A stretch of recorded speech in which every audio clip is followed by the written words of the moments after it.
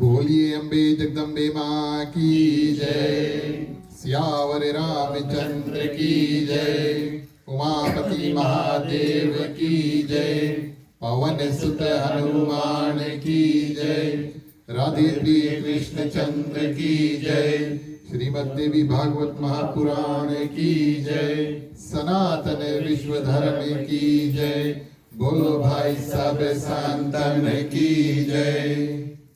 उपस्थित आदरणीय श्रोतागण, इस साल के नवरात्रि के अंतिम दिवस में ये हमारा सौभाग्य है कि आप सभी को अपने ओर से मंडली आदर्श सत्संग रामायण मंडली और हमारे जो गृह मालकिन हैं श्रीमती गीता मुरलियार जी की ओर से आप सभी को उनके ग्राम निवास में हार्दिक हार्दिक स्वागत और अभिनंदन करूं। हम और आप प्रिय श्रोतागण देवी चर्चा करेंगे, उससे पहले ईश्वर वंदना और फिर उसके बाद में प्रिय श्रोतागण माँ दुर्गा की चालीसा भोग अर्पण करके तब कथा में प्रवेश करेंगे। आप सभी से आग्रह करेंगे अपने अपने हाथों को जोड़ लें। चलिए मंत्रों के साथ में आज की जो कथा है उसको श्री गणेश करें।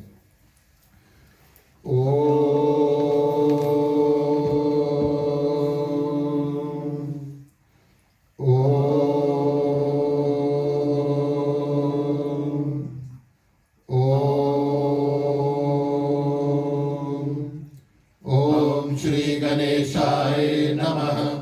ओम नमो भगवते वासुदेवाय। ओम नमः शिवाय। ओम भूर्भुवः स्वः तत्सवितुर्वरेण्यं भर्गो देवस्य धीमहि धियो यो न प्रचोदयात्।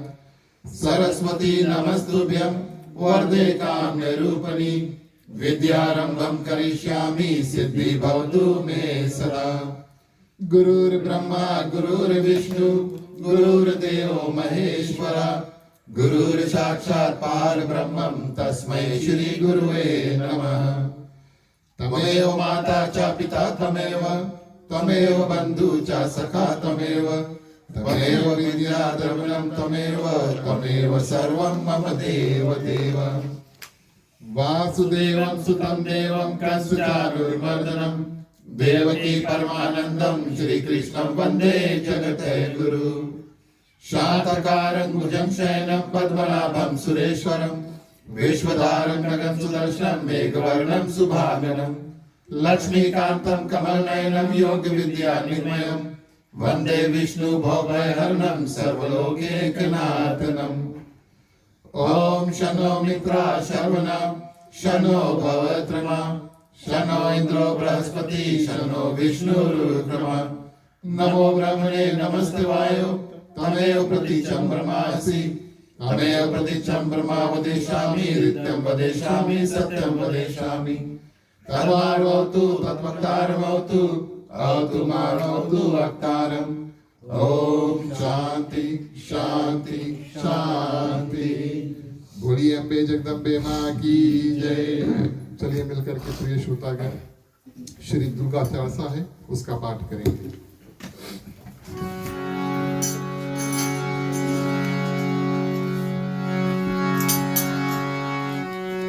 नमो नमो दुर्गे सुखकरणी नमो नमो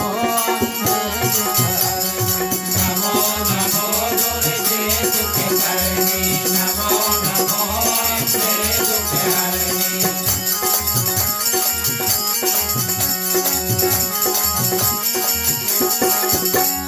निरंकार है जोग तुम्हारी हो लोक पहले उजियारी। कपिल वाट मुख महाविद्याला नेत्र लाल दिख तेराला। लोक माट को अधिक सुहाए करत करत जन अति सुख पाए। नमो नमो दुर्गे सुखकरणी नमो नमो अम्बे सुखकरणी।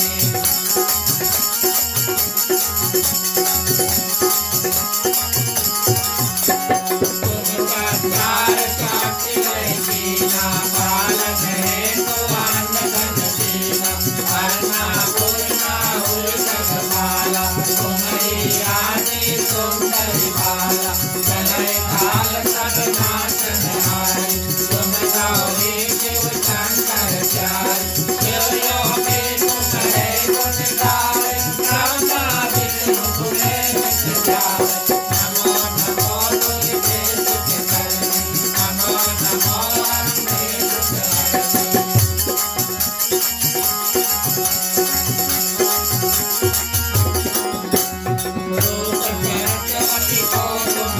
द्वारा गए सुबोध ऋषि मुनि ने उबारा बड़ा रूप नरसिंह को अंगा प्रगट भये बाण कर कांबा रक्षा कर प्रहलाद बचायो निर्नाथ को स्वर्ग पठायो लक्ष्मी रोग धरो जग माई श्री नारायण अंग समाई नमो नमो दुर्गे सुख करनी नमो नमो अंगे दुख हरनी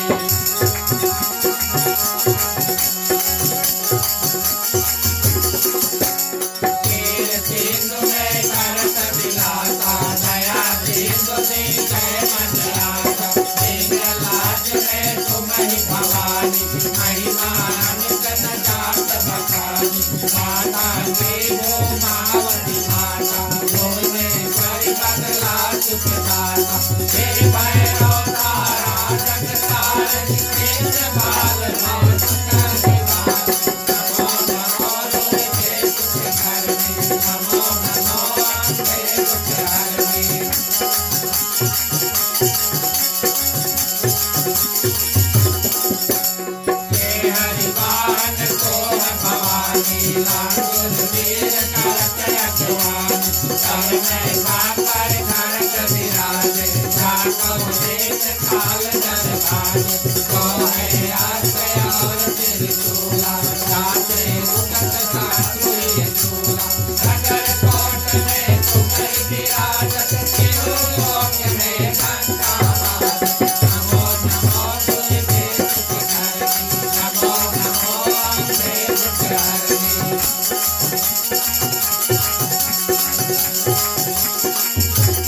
शून्य निशून्य दानव तुम मारे राक्षसी शंकर संहारे महिषासुर निपति अभिमानी जय अभिमान मही पुराण रूप कराल काली को धारा तेज सहित तुम कहीं संसार परिवार संतन पर सब भई सहाय मातो नमो नमो दुर्गे सुख करनी नमो नमो अंगे दुख हरनी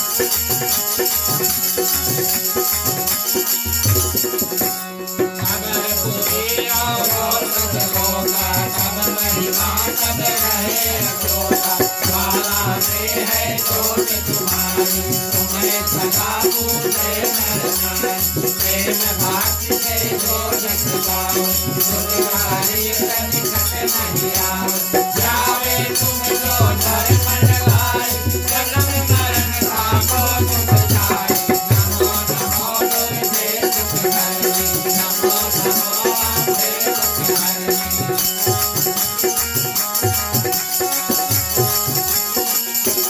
जोगी सुर मुनि काट पुकारी योजना हो बिन साथी तुम्हारी शंकर आचार सब लीनो काम क्रोधी सब सब लीनो एक दिन ध्यान धरो शंकर को काहु भाग नहीं सुमिरो तुम तो साके रूप को मरत न पायो राति गई कब मन पछतायो नमो नमो दुर्गे सुख करनी नमो नमो अंगे दुख हरनी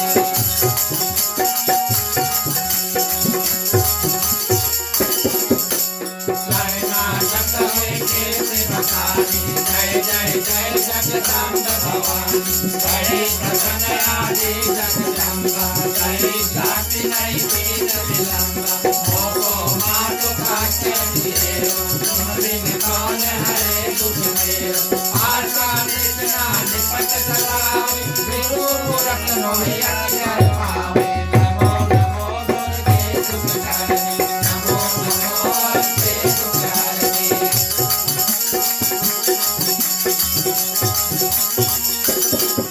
साधुनाथ की जय महारानी सुमिरो नित्य तुम्हें भवानी करो कृपा है मातु दयाला वेद सेध से करो ध्याना सब लग जिया दया फल पाओ तुम रहो यश में सदा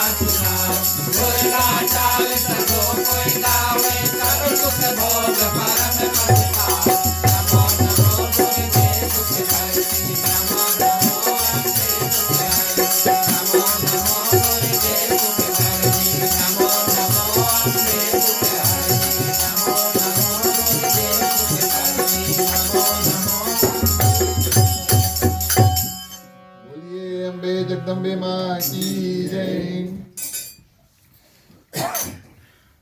धन्यवाद प्रिय श्रोतागण।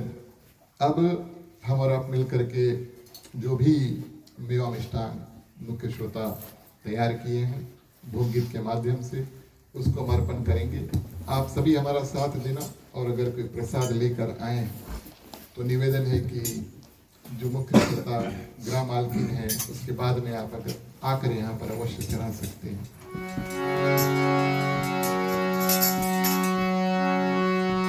लिए हाथ में प्रसाद करूं विनती तुम्हार देवी मैया, मैया कैसे करूं मैं तेरी सेवा। लिए हाथ में प्रसाद करूं विनती तुम्हार देवी मैया, मैया कैसे करूं मैं तेरी सेवा। लिए हाथ में प्रसाद करूं विनती तुम्हार देवी मैया, मैया कैसे करूं मैं तेरी सेवा। ये हाथ में प्रसाद करूं विनती तुम्हार देवी मैया, मैया कैसे करूं मैं तेरी सेवा।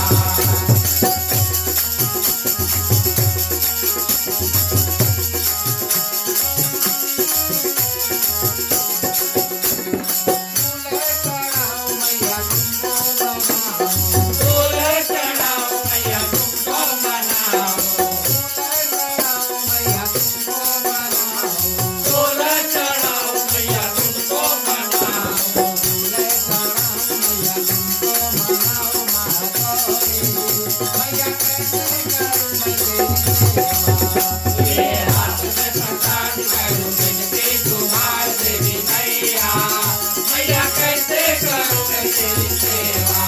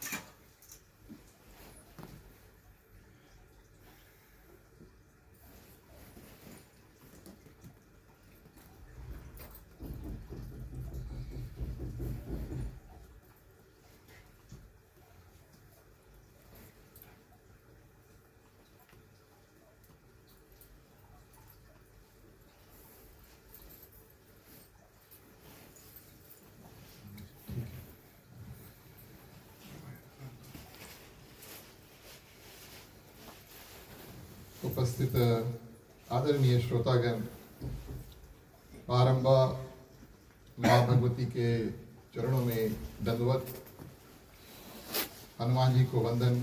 उनका ध्यान देवी पूजा में अवश्य होता है और उनकी अगवानी के माध्यम से हम और आप देवी पूजा इत्यादि करते हैं, क्योंकि हनुमान चालीसा, दुर्गा चालीसा में कहा गया लांगुर वीर चलत अगवानी। और आज शनिवार भी है, इस कारण से विशेष रूप से हम और आप हनुमान जी का वंदन करें। आज हमारे और आप सभी के ऊपर बड़ा असीम कृपा माता रानी का हुआ, जो इस साल के शरदीय नवरात्रि के अंतिम रात्रि जो है, जो नौवा रात्रि है, उसमें हम और आप इस रूप से, इस दिव्य रूप से इस सुंदर भवन में आकर पधारें। ये साक्षात माँ दुर्गा की कृपा से और हम और आप यहाँ पर पधारें, इसको माता रानी का आशीर्वाद ही समझना, ये आशीर्वाद से कुछ कम नहीं है। हमारे गृह मालकिन श्रीमती गीता मुरलियार, जो हमें हर साल निमंत्रण देती है और लगभग नवरात्रि के अंतिम दिवस हमारा और आपका मुलाकात इस दिव्य ग्राम मंदिर स्वरूप जो बन चुका है, उसमें हम और आप आगमन करते हैं। उनको मल्ली की ओर से हार्दिक हार्दिक धन्यवाद देते हैं। जो मल्ली के सदस्य परिवार सहित हमारे साथ आज जुड़े, आप सभी को हृदय से धन्यवाद देते हैं। आपका हमारा साथ इस रूप में जब प्राप्त होता है, तब हम ऐसे सत्संग इत्यादि को कर पाते हैं। आज हमारे समक्ष श्री अमोन प्रसाद जी है, जो ढोलक वादक हैं। विशेष रूप से हम इनको हृदय से हार्दिक हार्दिक स्वागत और धन्यवाद देना चाहेंगे अपनी ओर से और अपने मंडली की ओर से। आपने अपना बहुमूल्य समय को निकाला और कला के साथ में आप आए यहाँ पर और हमारा साथ जो है इस रूप से दिया। आपको हृदय से धन्यवाद देते हैं।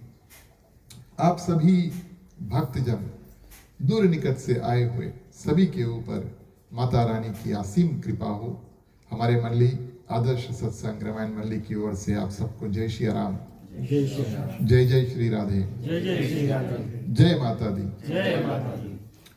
प्रिय श्रोतागण, इन 9 दिनों में हम और आप माने नवरात्रि के समय भरपूर रूप से जितना हो सके माता रानी की जो पूजा है, अर्चन है, उनका ध्यान है, चालीसा पाठ, देवी भागवत महापुराण इत्यादि का श्रवण करें।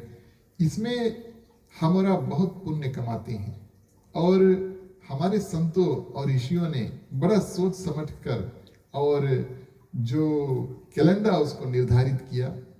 माने नवरात्रि तो साल में 4 बार आती है और रामनवमी भी हम मनाते हैं, वो भी नवरात्रि है। लेकिन ये विशेष नवरात्रि जो है वो देवी के लिए समर्पित किया और हमें और आपको मात्र शक्ति देवी माँ की जो महिमा है उसको याद दिलाने के लिए हम और आप प्रिय श्रोतागण इस नवरात्रि को मनाते हैं। बड़ा सुंदर समय आता है जब हम और आप मिल करके और प्रिय श्रोतागण जितना हो सके माता रानी की जो पूजन इत्यादि करें और उनकी असीम कृपा को पाएं। इस साल कुछ सालों के रूप में और फिर थोड़ा मतभेद हुआ, भैया किस रोज से नवरात्रि शुरू करें और कब अंत करें।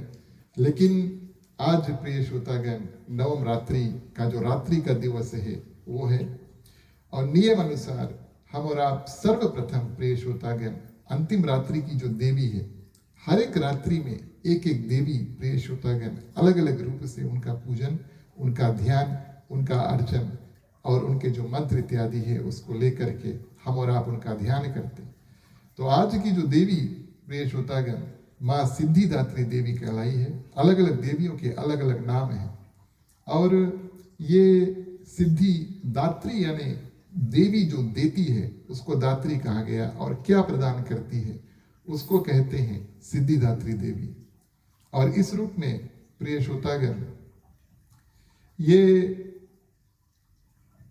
अंतिम शक्ति और सब सिद्धियों को प्रदान करने वाली, मैं आपको पुरानी की कथा अवश्य सुनाऊंगा कि किस रूप से इस देवी का निर्माण हुआ, क्योंकि आज उन्हीं का दिवस माना गया है।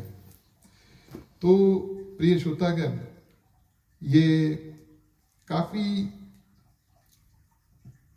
अलग अलग रूप से और माँ सिद्धिदात्री का जो रूप है वो बनता है। सर्वप्रथम प्रिय श्रोतागण एक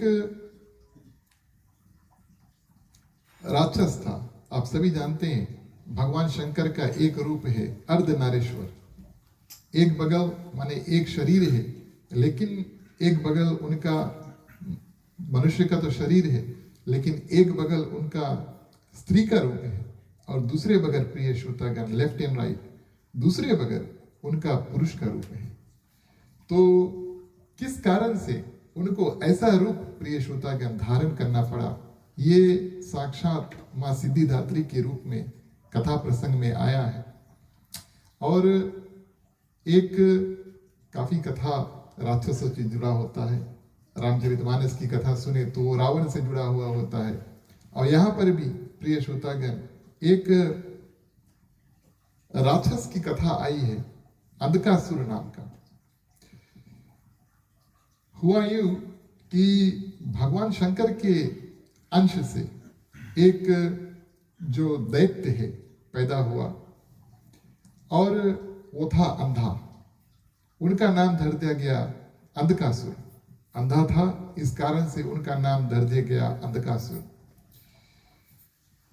हिरणाक्ष जो दैत्य राजा था, उन्होंने अंधकासुर को अपने साथ ले लिया, और प्रिय श्रोतागण उनको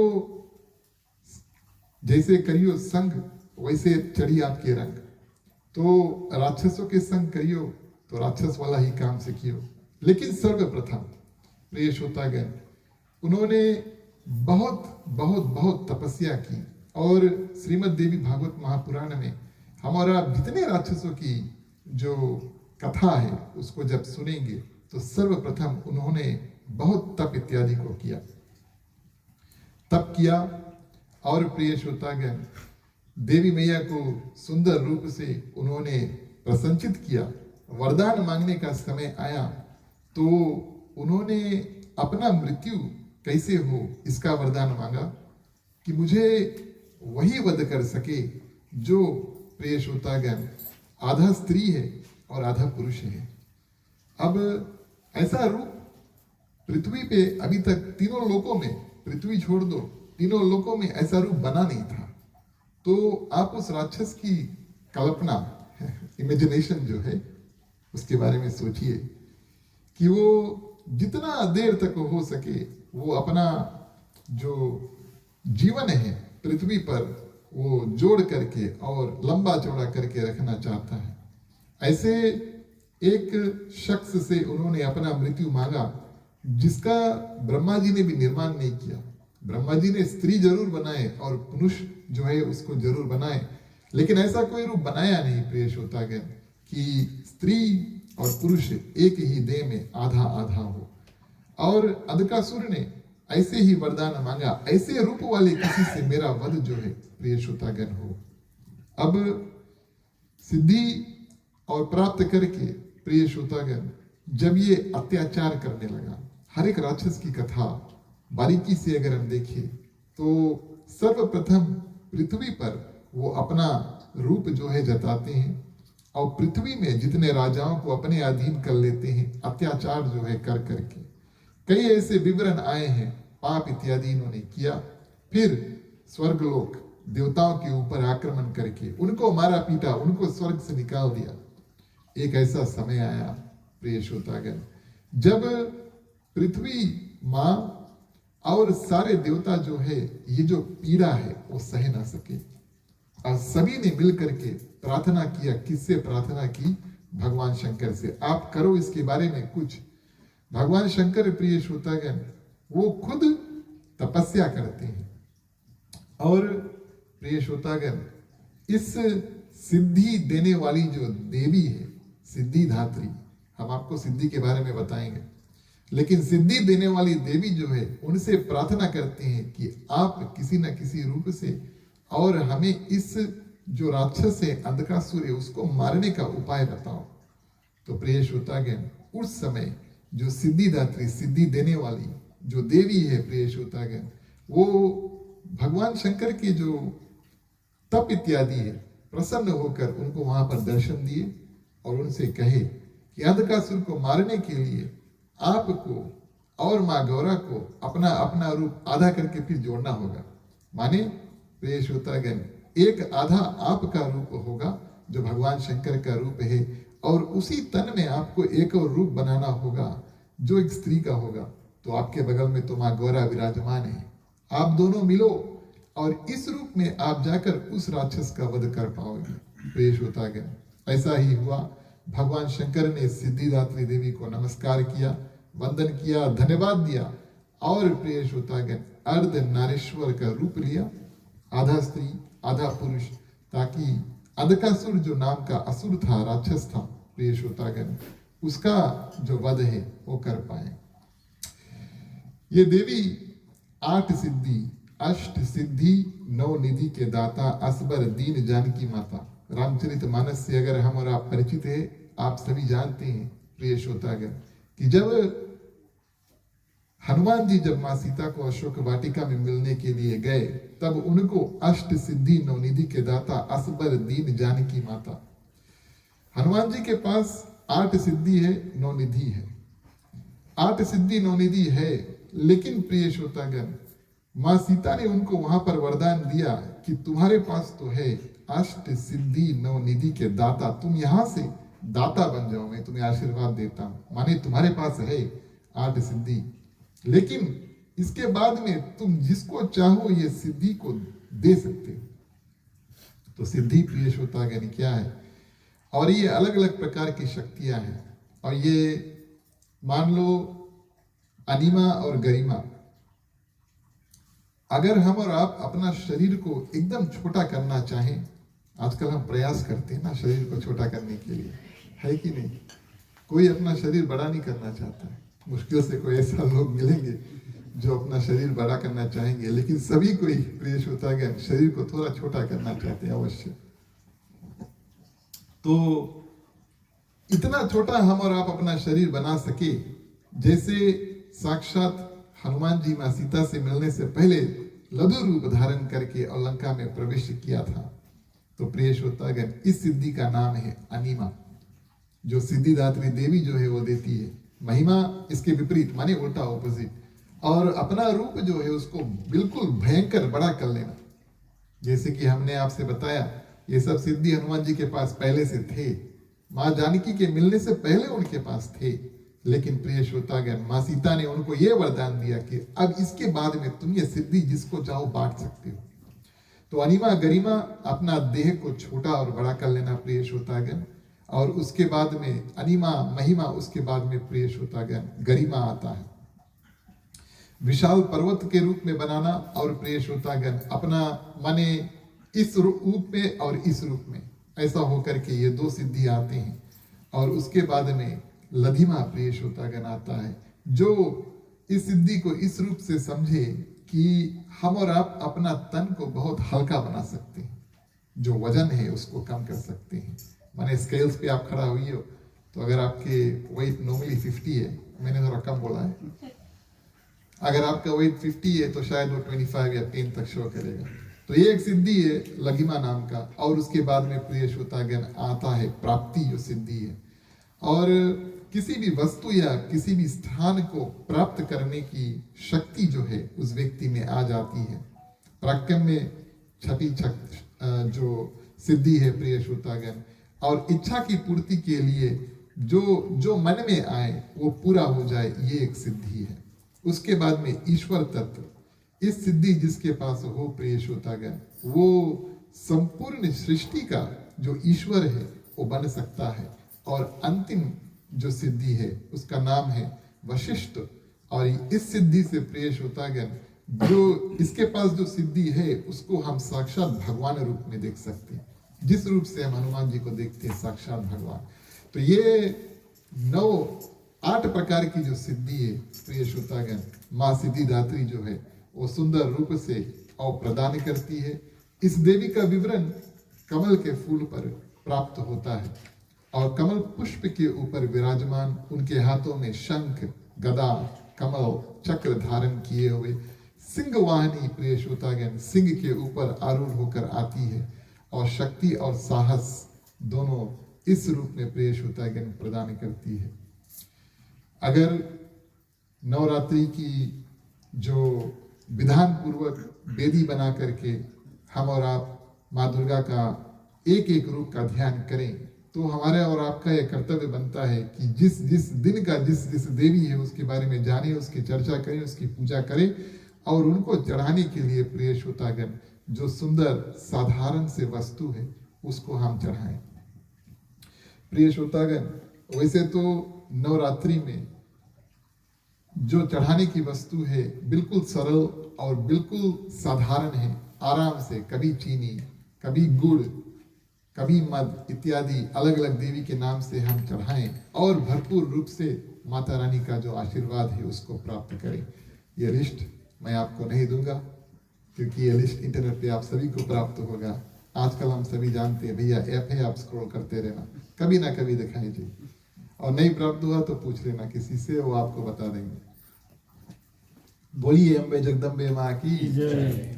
आगे प्रिय श्रोतागण, हम और आप चलिए श्रीमद् देवी भागवत महापुराण की जो कथा है उसमें प्रवेश करें। उससे पहले चलिए एक छोटा सा कीर्तन करें, फिर कथा आगे बढ़ाएं। बोलिए अम्बे जगदम्बे माँ की जय।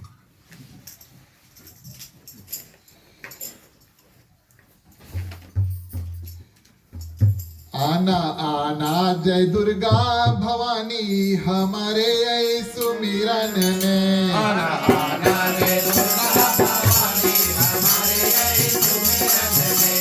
आना आना जय दुर्गा भवानी हमारे ऐ सुमिरन में। आना आना जय दुर्गा भवानी हमारे ऐ सुमिरन में।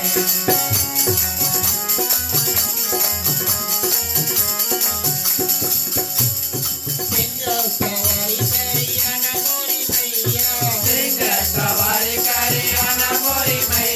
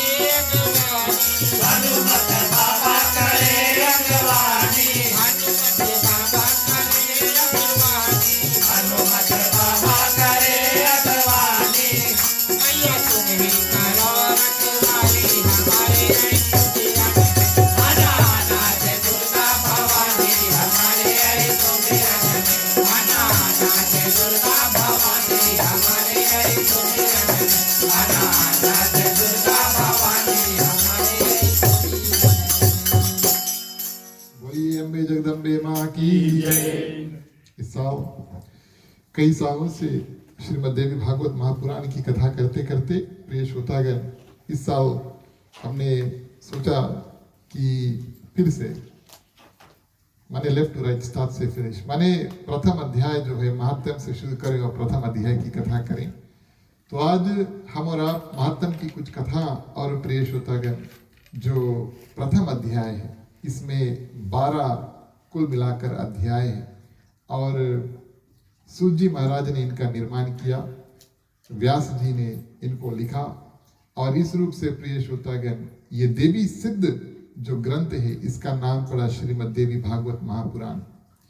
महात्म की एक दो कथा हम अवश्य करें ताकि इस जो ग्रंथ है और देवी की जो महिमा है उसके मिल करके और महात्म जो निकलता है, क्योंकि इस कथा को क्यों करें और इससे क्या फल की प्राप्ति होती है, ये सब हमें महात्म बतलाती है। तो 2-3 कथा बाद प्रिय श्रोतागण और यहाँ पर प्रसंग आता है, एक राजा था जिसका नाम था श्राद्ध देव और ये पुत्र प्राप्ति के लिए और प्रिय श्रोतागण अपने गुरु वशिष्ठ के पास जाते हैं और इस रूप में प्रिय श्रोतागण उनको पुत्रष्टि यज्ञ जो है वो करने को कहा गया और यज्ञ के समय अब राजा था श्राद्ध देव और उनकी पत्नी भी थी, रानी थी। देखिए ये बहुत जरूरी है कि पति और पत्नी जो है उनका मत एक होना चाहिए। माने मत एक का मतलब है, अब राजा श्राद्ध देव मन में बैठा है विचार लेके कि पुत्र चाहता हूं ताकि मेरा कुल का उद्धार हो, एक और दूसरा प्रजा का कोई रक्षा करने वाला हो, मेरे बाद में इस प्रजा का राज्य किसको संभालना है इसके लिए कोई उत्तरदायित्व रिस्पॉन्सिबिलिटी लेने वाला कोई आगे मेरे वंश में हो। उनकी जो पत्नी थी उस हवन यज्ञ के माध्यम प्रिय श्रोतागण अपने लिए और अपने पति के लिए एक कन्या जो है वो चाहती थी। तो पति चाहता है, राजा चाहता है कि पुत्र हो जाए और प्रिय श्रोतागण पत्नी जो है वो चाहती है कि कन्या हो जाए। बीच में पड़ गए होता। होता किसको कहते हैं? जो मंत्र बोल करके और प्रिय श्रोतागण मंत्र, अब राजा है तो अकेले वो मंत्र नहीं बोली और अपने जो आहुति इत्यादि नहीं छोड़ी। राजा वहां पर हवन यज्ञ कुंड के आगे बैठा है और होता जो है शब्द कह करके प्रिय श्रोतागण घी और हवन सामग्री इत्यादि डालता है राजा के नाम से। पुराने जमाने में ऐसे हवन यज्ञ जो है वो किया जाता था। इस रूप में प्रिय श्रोतागण पत्नी जो थी, रानी जो थी, होता के पास जाकर कहती है मैं पुत्री चाहता हूं।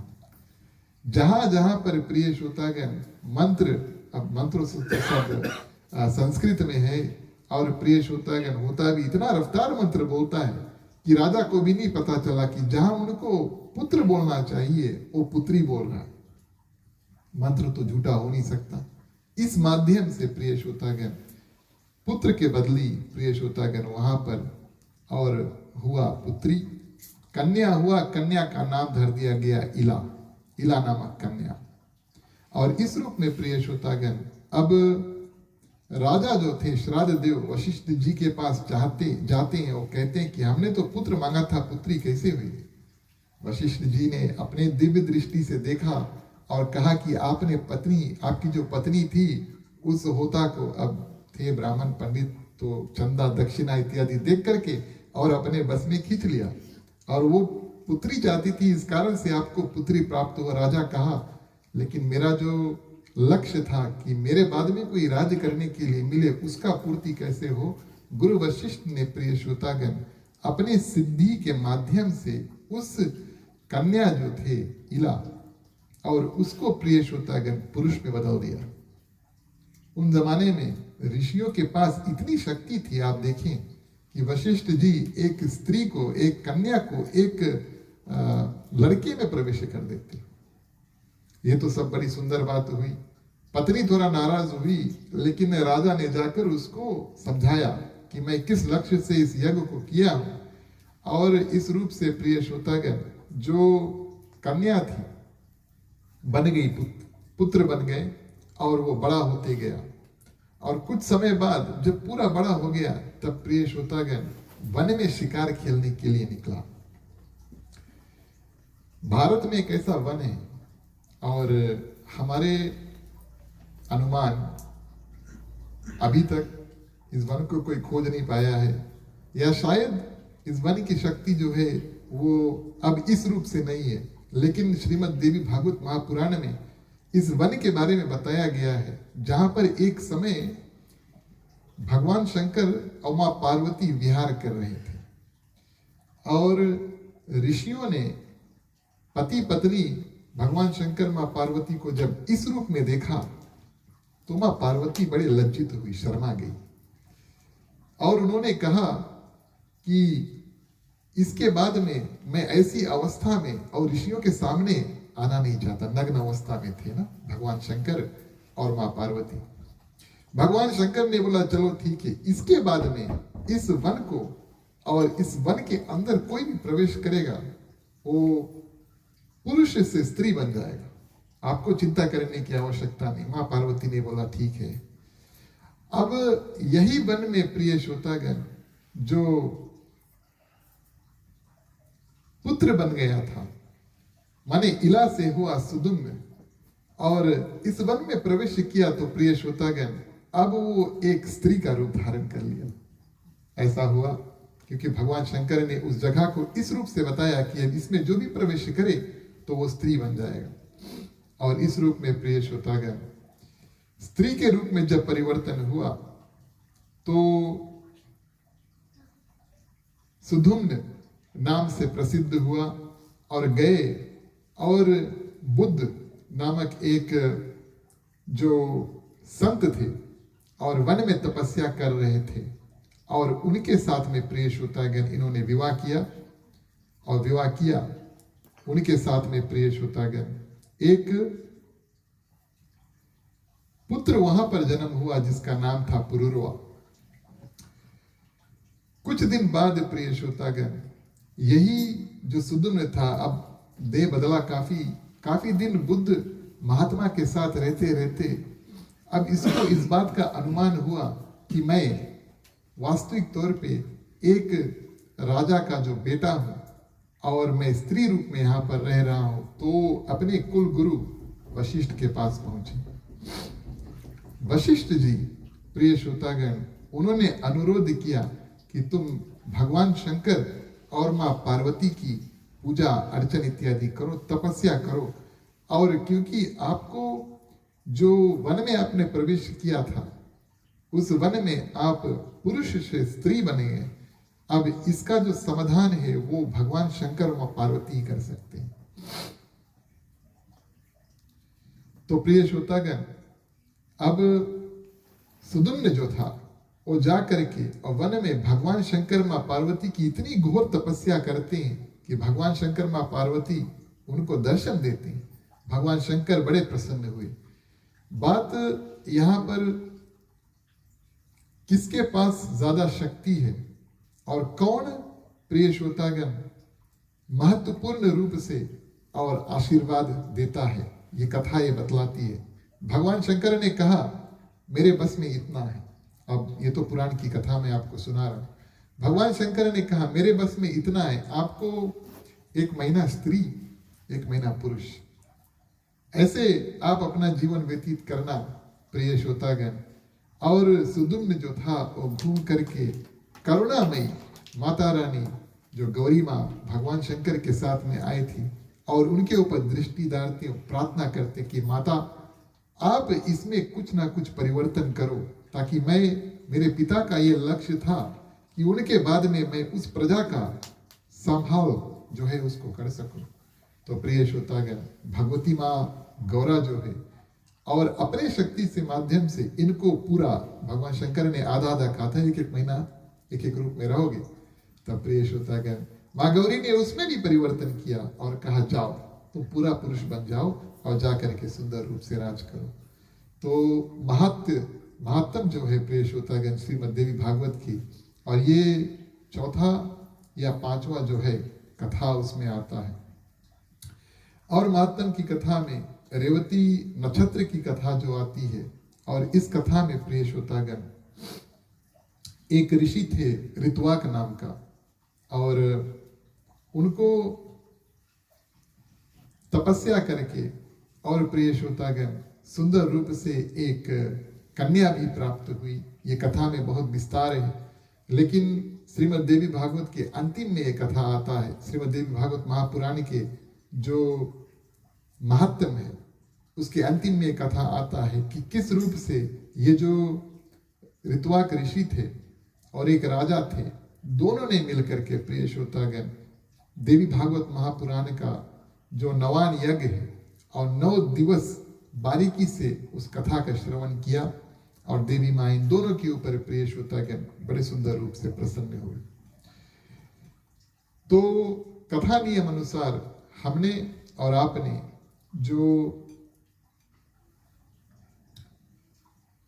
देवी माँ की महिमा महात्म के माध्यम से कुछ सुना, जैसे कि हमने आपसे बताया, हम और आप आगे बढ़ें और प्रथम स्कंद के लगभग बीच में से ये कथा शुरू करें, क्योंकि पिछले सप्ताह कथा करने का अवसर प्राप्त हुआ था। तो प्रथम स्कंद की कुछ कथा वहां पर की, और आज प्रिय श्रोतागण वहीं से हम और आप आगे बढ़ेंगे। व्यास जी, आपने इनका नाम सुना होगा अवश्य, क्योंकि ये महाभारत में आए थे, और महाभारत में बड़े, आप सभी जानते हैं, जो धृतराष्ट्र थे वो अंधे थे ना, जानते हैं कि हस्तिनापुर के जो राजा थे धृतराष्ट्र, वो अंधे थे। अब हुई पांडव कौरव की लड़ाई, तब प्रिय श्रोतागण ऐसा समय आया, धृतराष्ट्र ने इच्छा व्यक्त की कि मैं वो युद्ध भूमि में जो भी कुछ हो रहा हो मैं उसको जान पाऊं रियल टाइम में। जैसे जहां कहीं पर भी पृथ्वी में युद्ध हो रहा है तो आजकल लगभग हम और आप लाइव उसको देख सकते हैं, या कुछ भी वस्तु है आप उसको लाइव देख सकते हैं।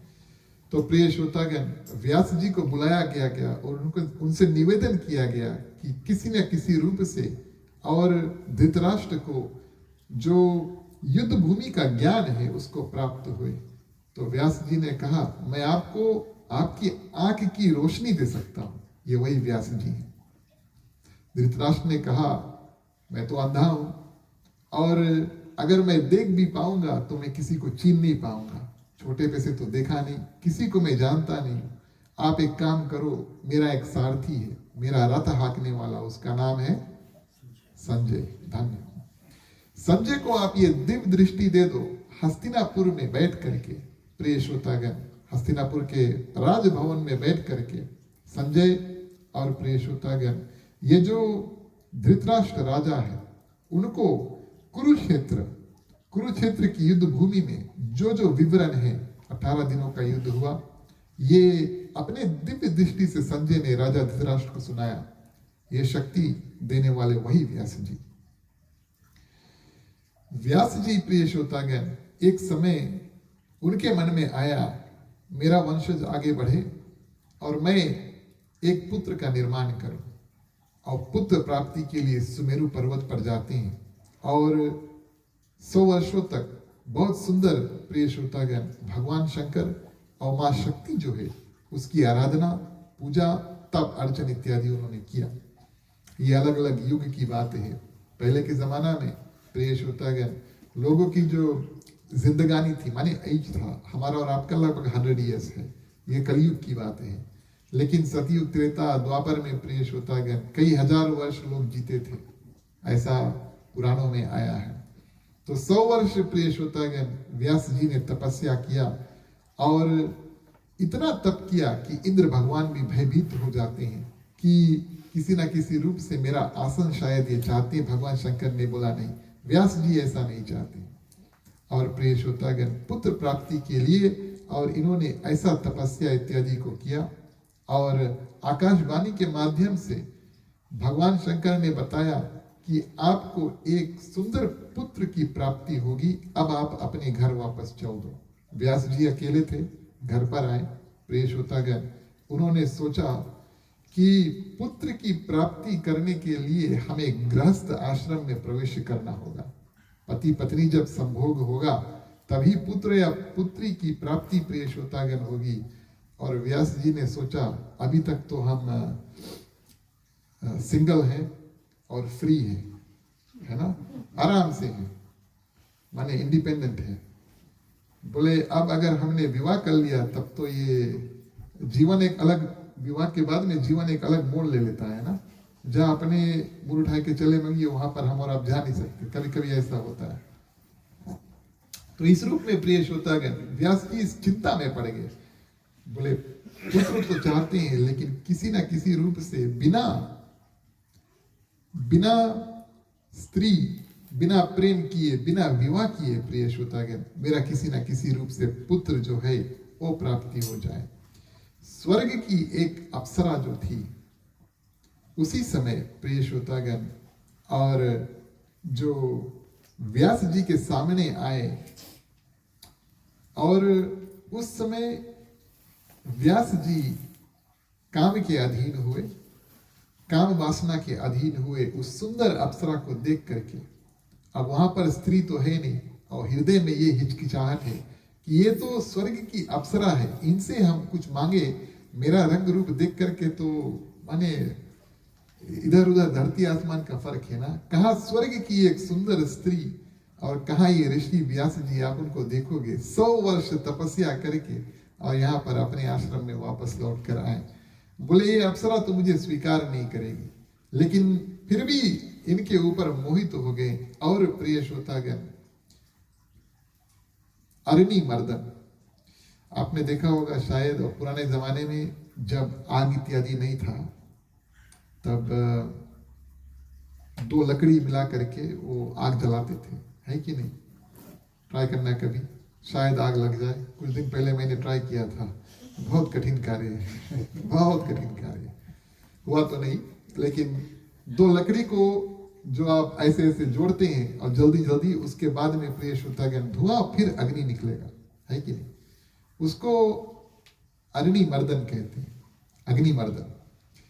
और व्यास जी ने जब ऐसा किया उनका जो वीर्य है उस अग्नि के ऊपर गिरा और प्रिय श्रोतागण वहां से हुई सुखदेव मुनि की उत्पत्ति।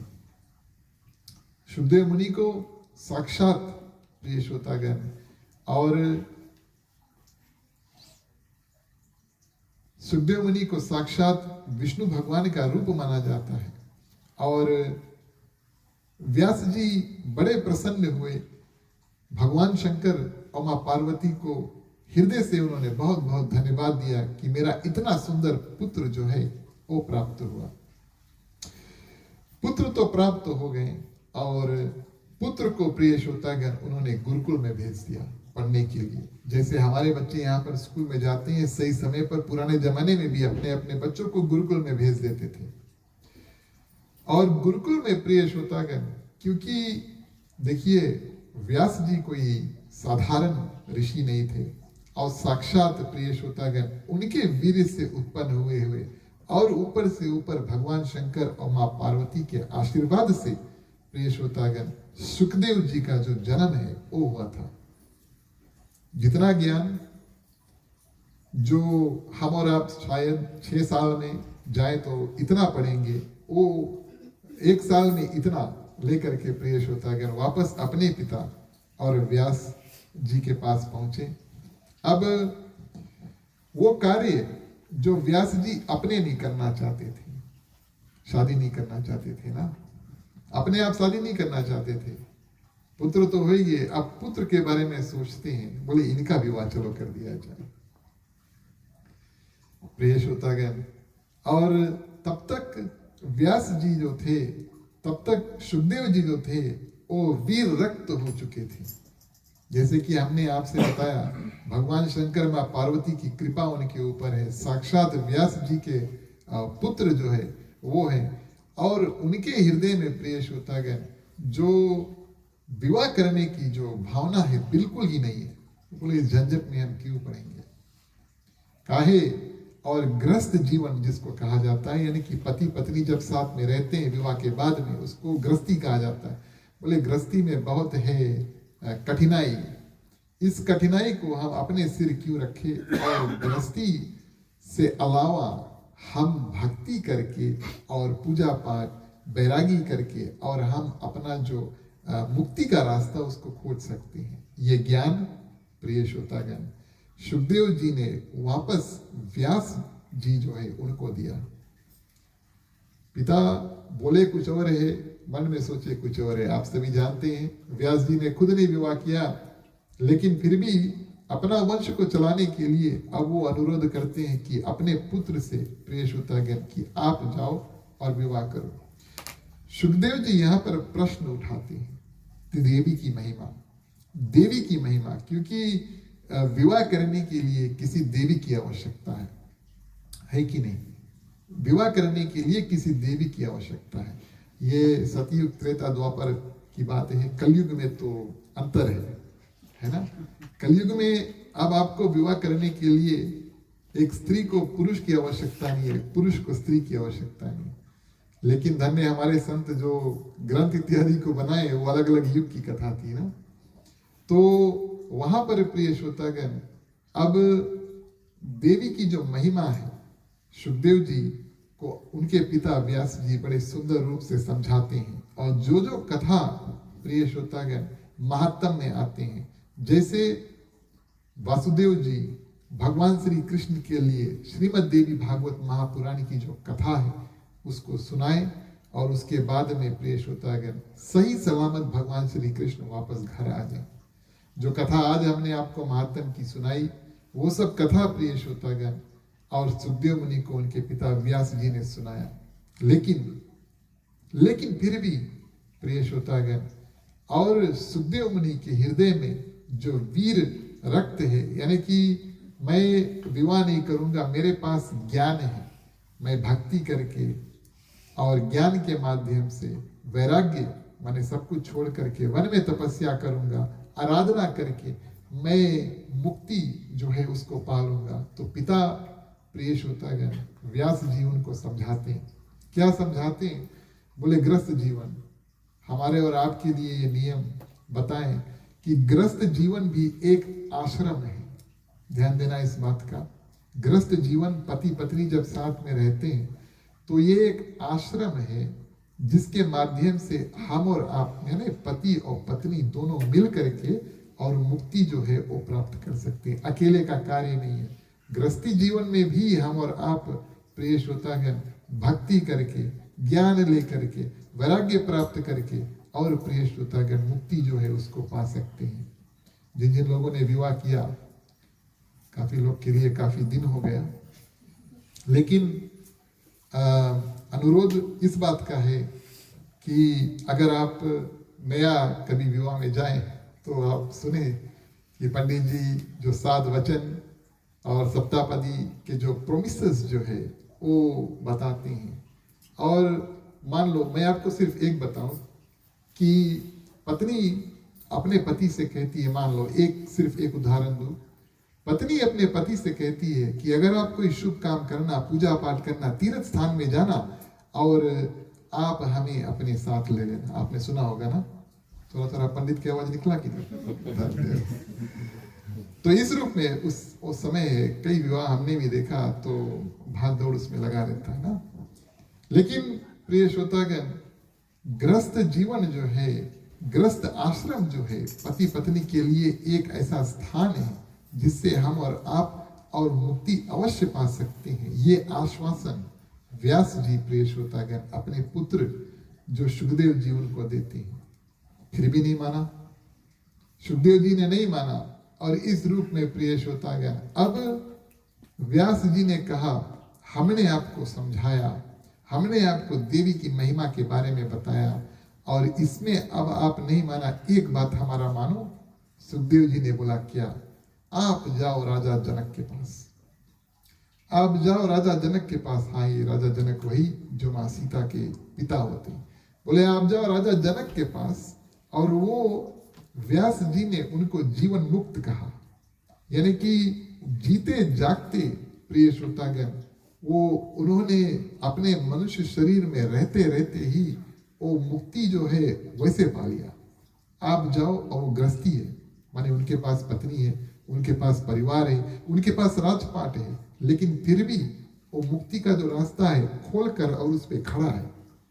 प्रिय श्रोतागण, और सुखदेव जी को भेजा कि आप जाओ और उनसे आप बात करो गृहस्थी के बारे में, वो प्रिय श्रोतागण आपको समझाएंगे। एक छोटा सा कीर्तन करें, उसके बाद में प्रिय श्रोतागण हम और आप संक्षिप्त में जो ज्ञान राजा जनक वापस सुखदेव जी को देते उसको हम और आप श्रवण करें, और उसके बाद में प्रिय श्रोतागण आरती करेंगे। बोलिए अम्बे जगदम्बे माँ की जय।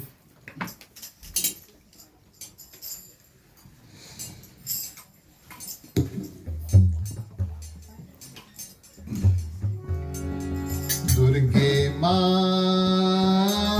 दुर्गे माँ, दुर्गे माँ, दुर्गे माँ, दुर्गे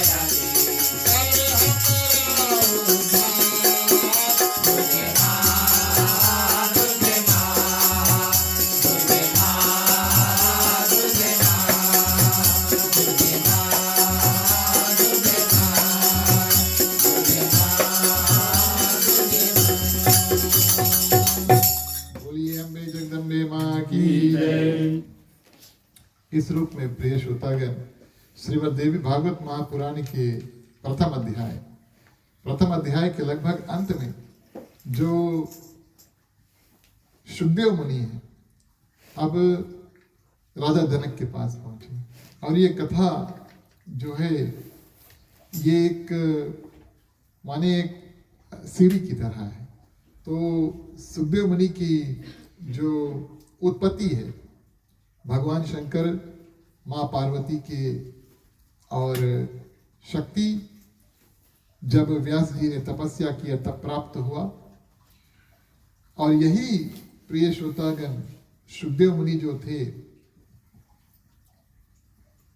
राजा परीक्षित को इन्होंने 7 दिन में श्रीमद् भागवत महापुराण जो है उस कथा को सुना करके और जो राजा परीक्षित थे उनको मुक्ति प्राप्त कराया। उसके बाद में प्रिय श्रोतागण राजा परीक्षित का जो पुत्र था उसका नाम पड़ा जन्मेजय। जन्मेजय राजा हुआ। जन्मेजय को यह बात का ज्ञान हुआ, जब बड़ा हुआ तो उनको इस बात का ज्ञान हुआ कि तक्षक नाग ने, प्रिय श्रोतागण, मेरे पिता जो है उसको डसा था।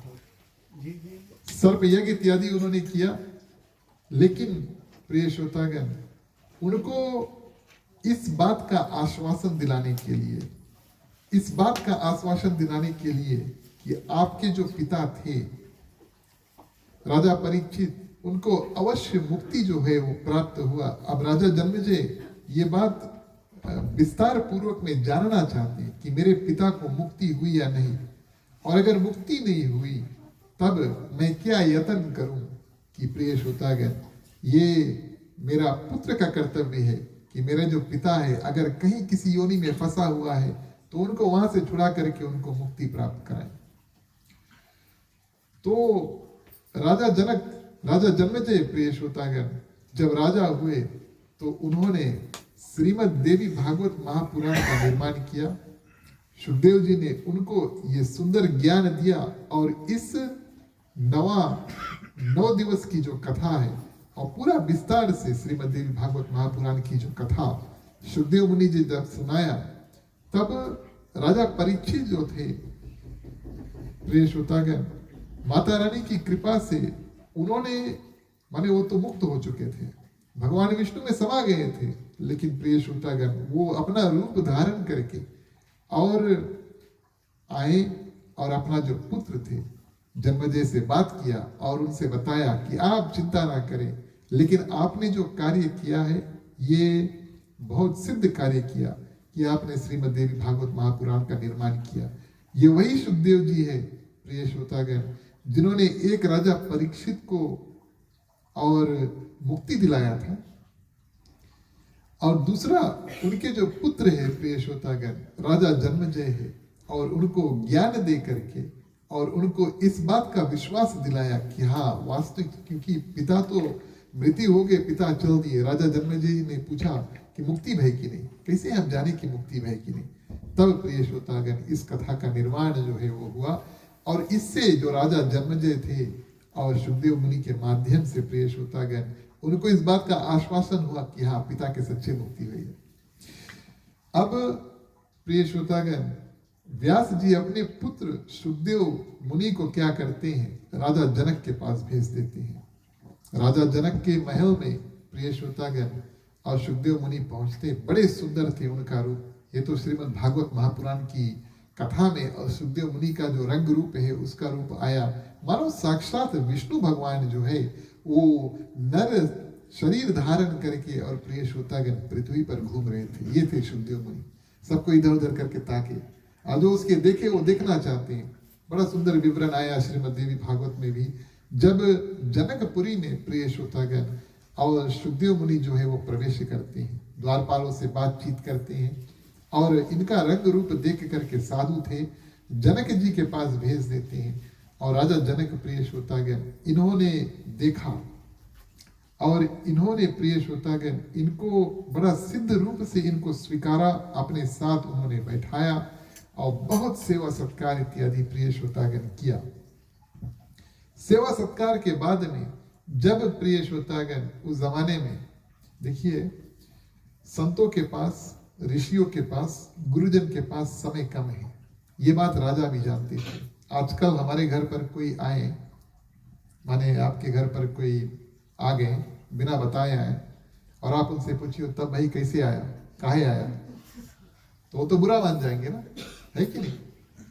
लेकिन वो राजा जनक था, प्रिय श्रोतागण, वो जानता था कि ये एक सिद्ध ऋषि है और इनके पास समय बहुत कम है, इनका समय बर्बाद नहीं करना चाहिए। किस कारण से आपका आगमन हुआ, मैं आपकी क्या सेवा कर सकता हूँ, आप जरूर कुछ मेरे लिए कुछ उद्देश्य या करने के लिए कुछ कार्य जो है वो लेकर मेरे सामने प्रस्तुत हुए। तो राजा जनक हाथ जोड़कर निवेदन किए।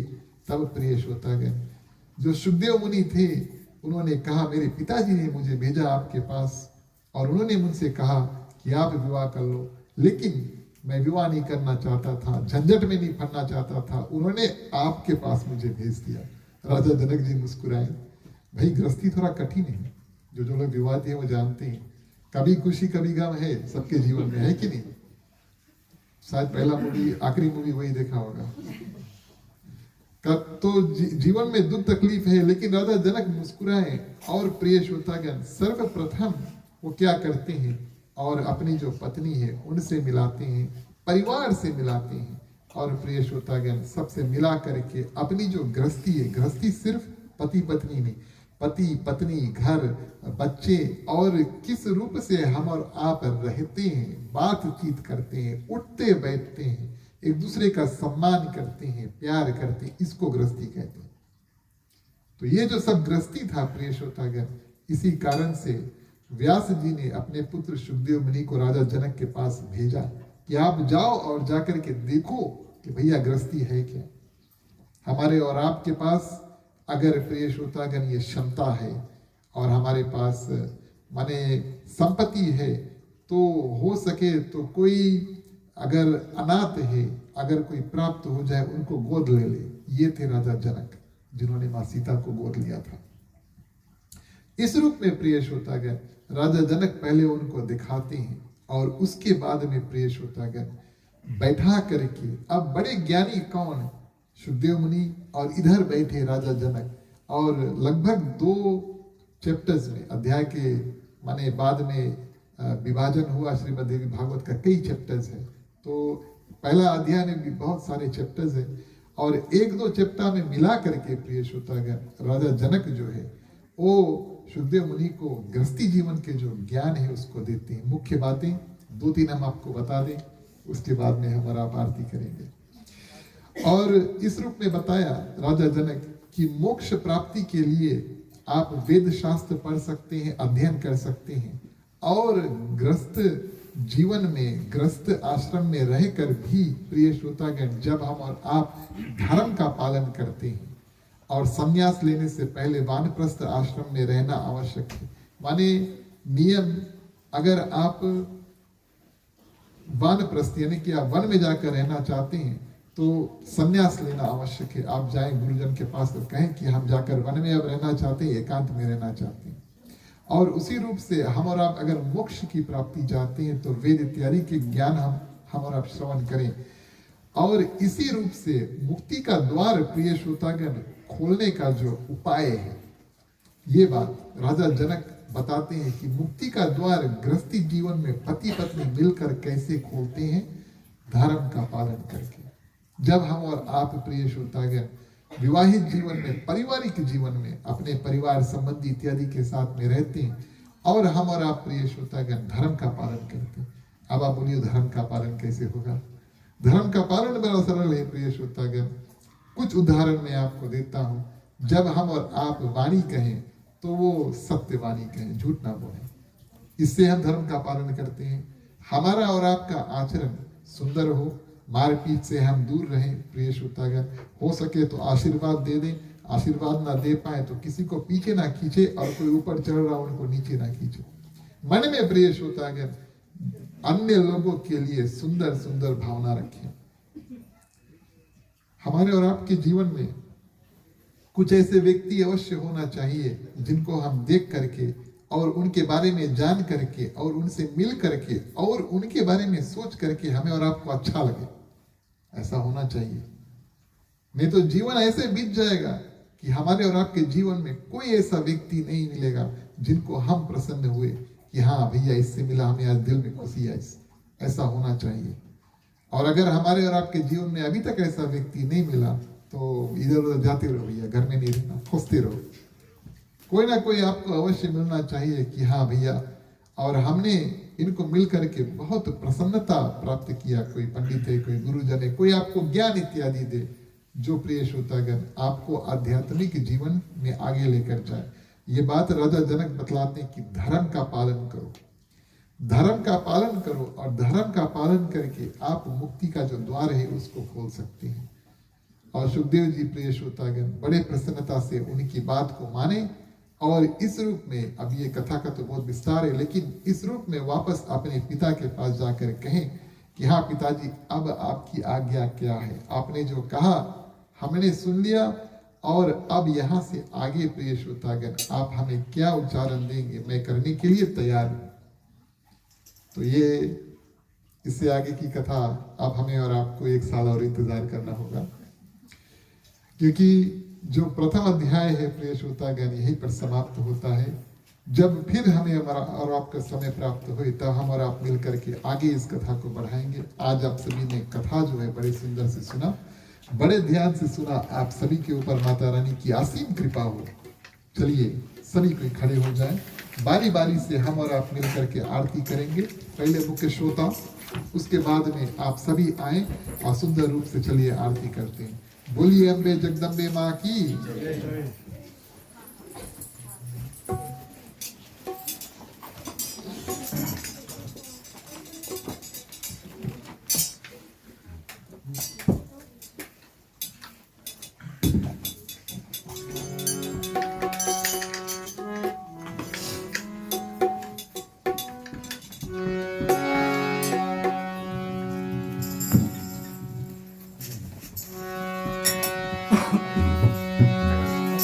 जय अम्बे गौरी मैया, जय श्यामा गौरी। तुमको नित्य दिन ध्यावत, मैया जी को नित्य दिन ध्यावत। कारिका माँ शिवरी, ओम जय अम्बे गौरी। ओम जय अम्बे गौरी मैया, जय श्यामा गौरी। तुमको नित्य दिन ध्यावत, मैया जी को नित्य दिन ध्यावत। हमारी जामा शिवरी, ओम जय अम्बे गौरी।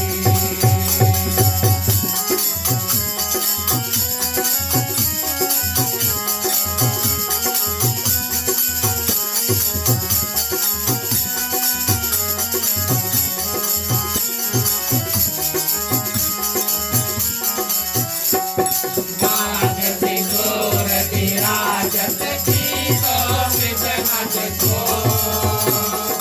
उज्ज्वल से जाओ नैना, उज्ज्वल से जाओ नैना।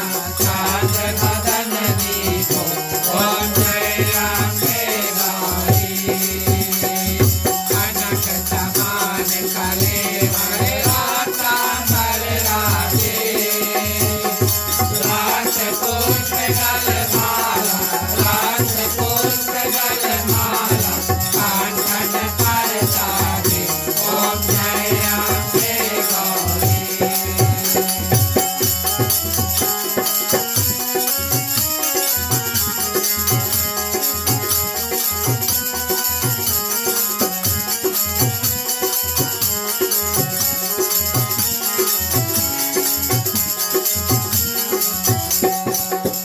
हरिवाज राजत करज कमरधारी।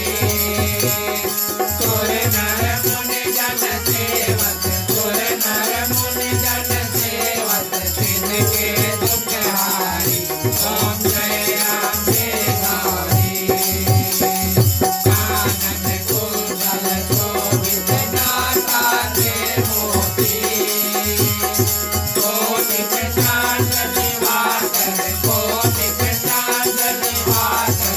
राजत सम ज्योति, ओम जय अम्बे गौरी।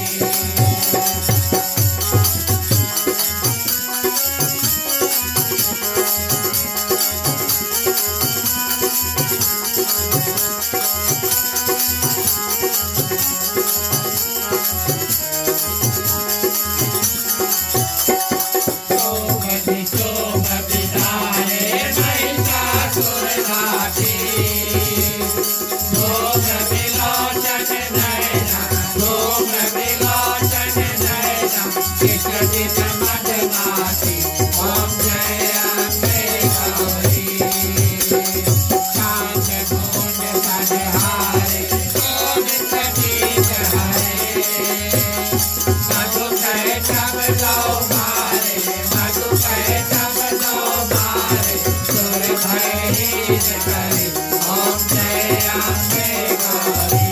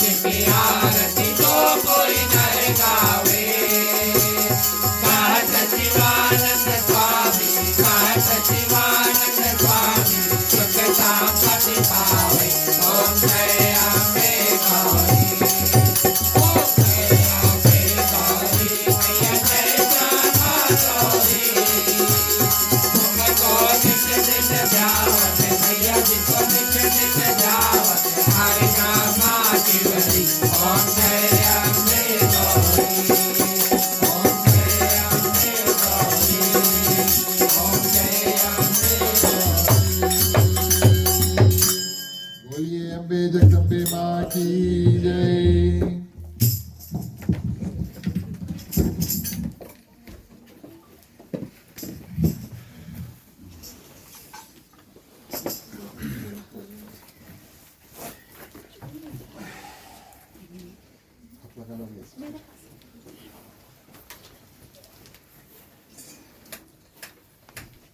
तुम्ही हो माता पिता तुम्ही हो बंधु सखा तुम्ही हो जो खिल सके ना वो फूल हम है तुम्हारी चरणों के धूल हम है दया की दृष्टि सदा ही रखना तुम्ही हो बंधु सखा तुम्ही हो साथी तुम्ही सहारे कोई न अपना सिवा तुम्हारे तुम्ही हो नैया तुम्ही केवैया তুমি গো বন্ধু সখা তুমি গো, তুমি গো বন্ধু সখা তুমি গো, তুমি গো বন্ধু সখা তুমি গো।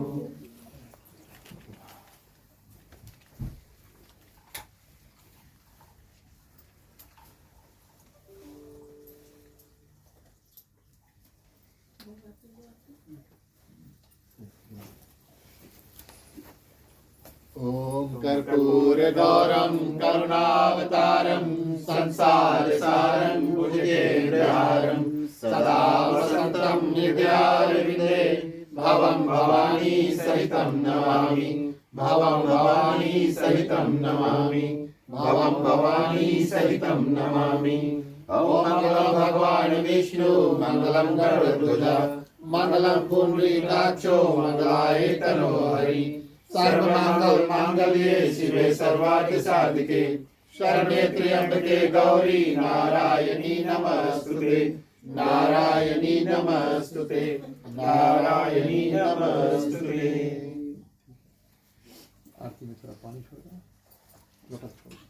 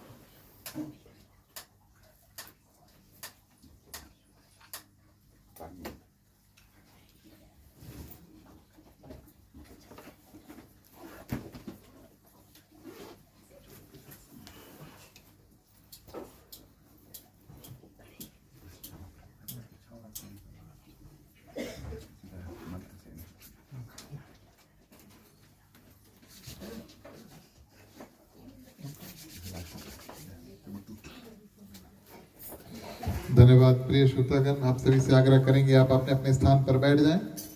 चलिए अंतिम प्रार्थना जो है उसको करेंगे, उसके बाद में आज की जो कथा है उसको हम और आप मिल करके इसको अंत करेंगे।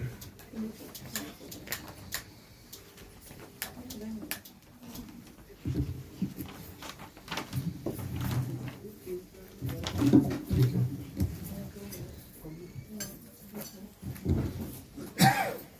बैठ जाओ। आप सभी कोई अपने अपने हाथों को जोड़ लें, क्योंकि श्रोता हाथ में फूल ले लो। चलिए हम और आप 9 मंत्रों के माध्यम से प्रिय श्रोतागण और माता रानी से आज अंतिम दिवस, जो नवरात्रि का अंतिम दिवस है, माँ दुर्गा से, अन्य देवियों से अवश्य प्रार्थना करेंगे कि आप और एक और साल के लिए और आगे जीवन के लिए अपना और अपने परिवार का कल्याण जो है, इसकी प्रार्थना हम और आप मिल करके करेंगे। आप सभी कोई हमारे साथ कहें। सबसे पहले हम और आप मिल करके शक्ति की प्रार्थना करेंगे।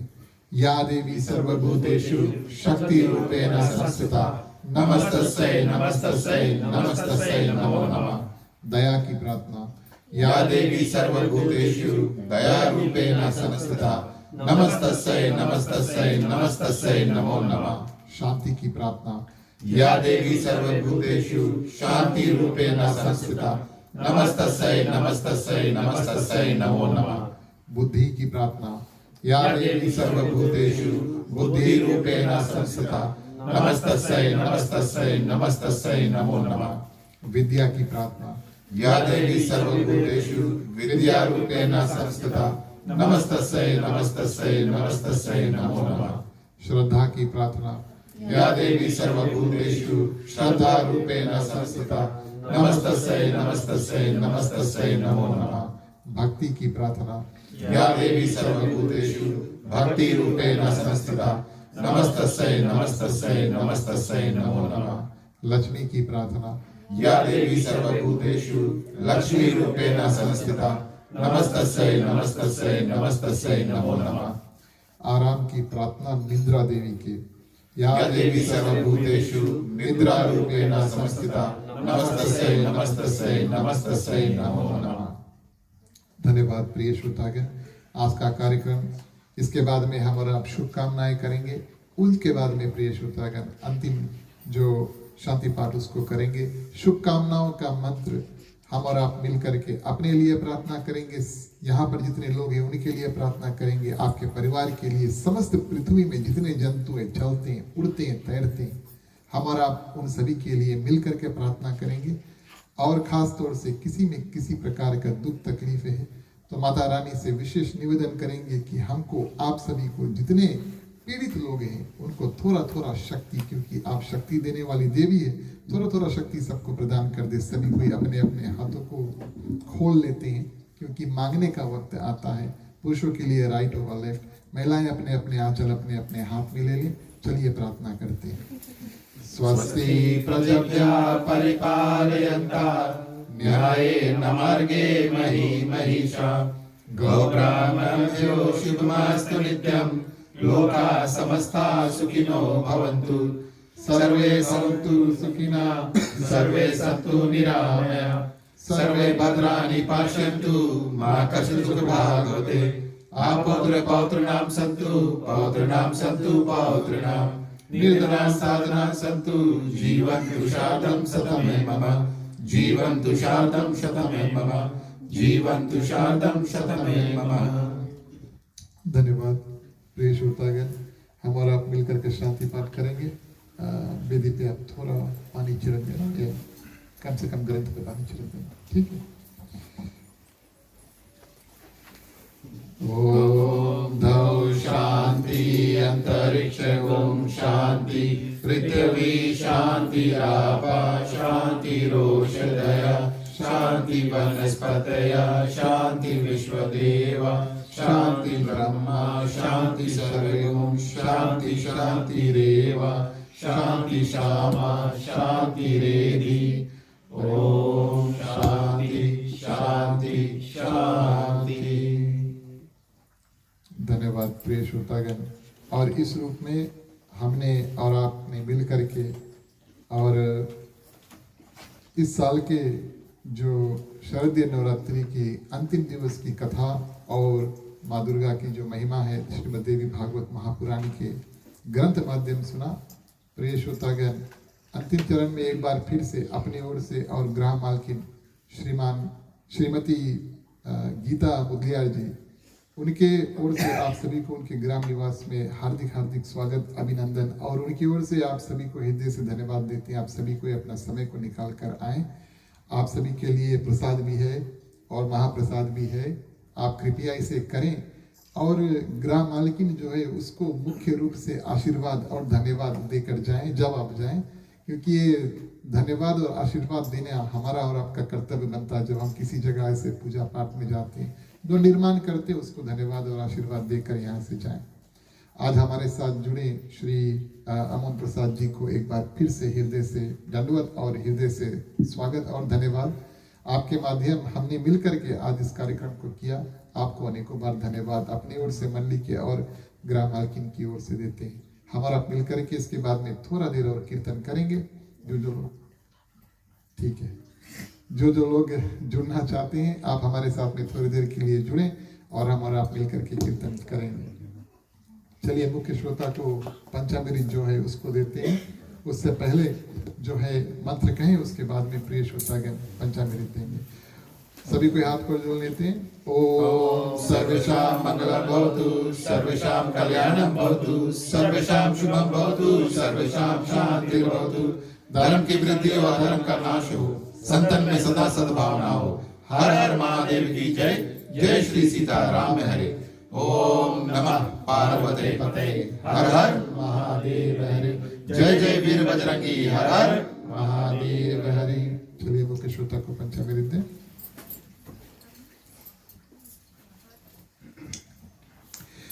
अम्बे कहे सुख उपजे, जगदम्बे कहे दुख जाए। महिमा महाप्रसाद की पावन भोग लगाए। तन मन धन है तेरा, मैया सब कुछ है तेरा। तेरा तुझको अर्पण, तेरा तुझको अर्पण, क्या लागे मेरा।